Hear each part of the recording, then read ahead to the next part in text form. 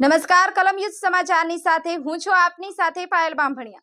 તો જોઈએ આજના મહત્વના સમાચારમાં।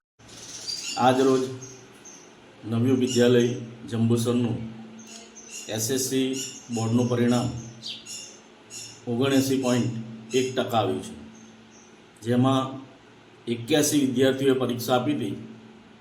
તેમાંથી 64 વિદ્યાર્થીઓ ઉત્તીર્ણ થયા છે અને 17 વિદ્યાર્થીઓ નપાસ થયા છે।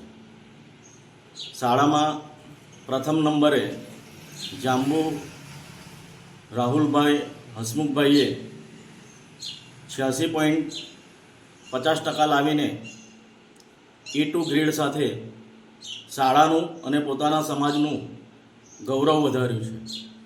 અત્રે ઉલ્લેખનીય બાબત એ છે કે આ શાળામાંથી 6 વિદ્યાર્થીઓ E2 ગ્રેડમાં આવ્યા છે।